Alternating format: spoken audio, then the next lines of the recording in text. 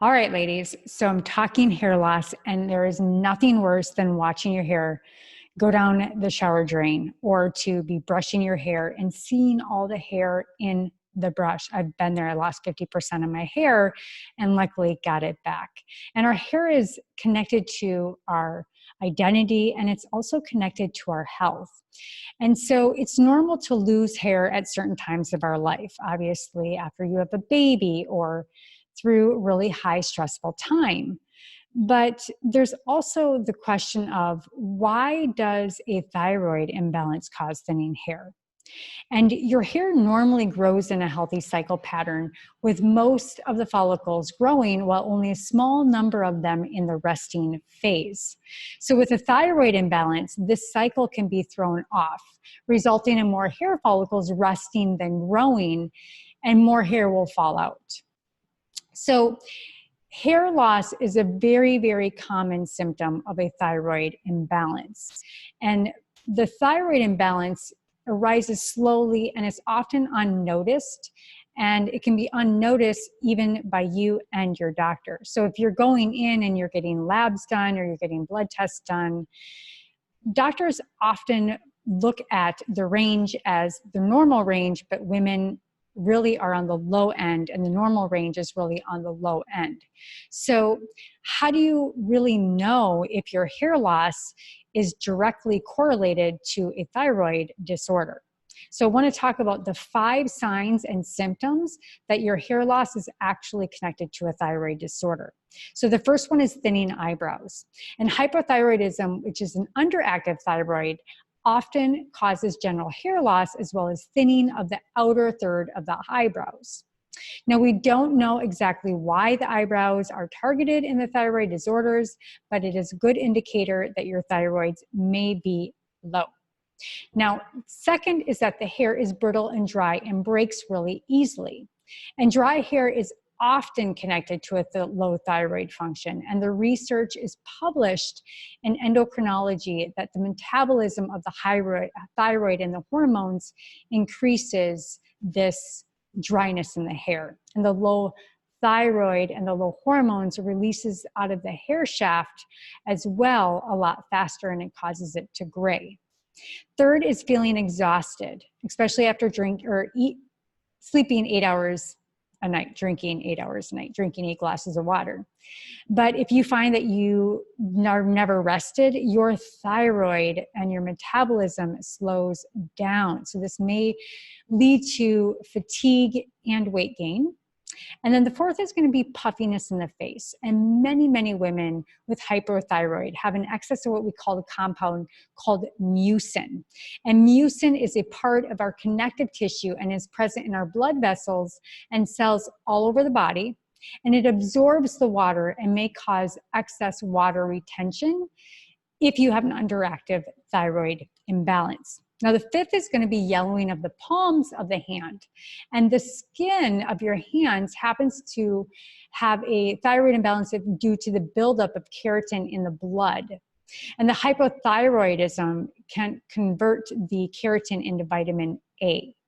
So if you think that your hair loss is connected to a thyroid imbalance, I would begin by supporting your hair naturally. Now, how can you do this?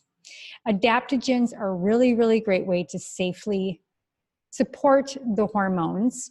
And I always deter women from going and getting tons of herbs or tons of supplements that they don't know that they really need, because this can cause different cofactors to fire off different things that aren't necessarily a thyroid issue.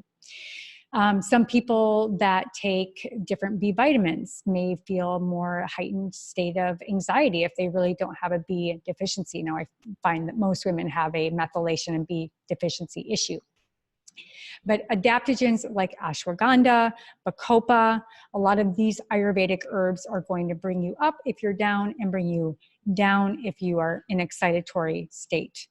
As well as CBD. This is also an incredible anti-inflammatory and helps bring homeostasis back into the endocrine system. So we have to remember that endocannabinoid system regulates our hormones directly.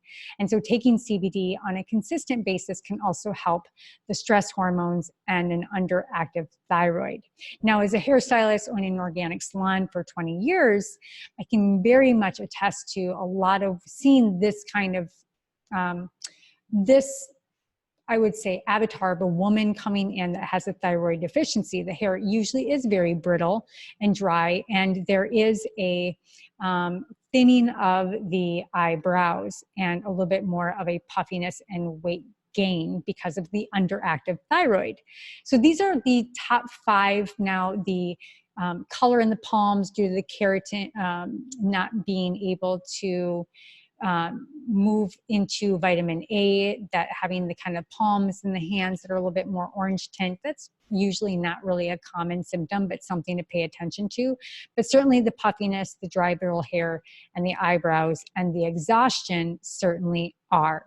So if you feel that you may have an underactive thyroid, I highly recommend doing the Dutch test, and that is through Dutch, the company, and they have the most comprehensive panel. I don't recommend blood tests because that is a snapshot in time and you're not getting the full story. And then also find a natural hairstylist, maybe someone at Beautycology or someone like myself that can really connect you with different functional medicine practitioners and help you down the right road. Now, an underactive thyroid also means the energy is not catapulted enough at the scalp where the follicle is able to get enough energy to grow the hair. So I believe that we are in an age of stress, and through the bioenergy and the ingredients that we formulate in our Evoke Root Revival hair loss system certainly can help women clean out the follicle, bring stem cells back into the follicle, and lengthen the growth phase and shorten the fallout phase. And I believe that we are in a time where most women after the age of 35 really should be using pro anti-inflammatory hair regrowth products. Now, our product is 2 times more powerful than minoxidil, no drugs, completely natural, and scientifically proven. So if you have any questions on an underactive thyroid, I've given you the 5 common symptoms to look for, some solutions with herbs, CBD, and certainly a topical so that you can help your hair get into an ecosystem where it's thriving with growth and support. And speak to a hairstylist such as someone like myself that really can support you and really can kind of see these key signs and give your hair the nourishment that you need and connect you with the right functional medicine doctor. If you have any questions, reach out to me. I would love to help you. That's all for now. I hope you enjoyed those 5 tips to understanding how if your hair is really connected to an underactive thyroid. All right, bye-bye for now. Love and light.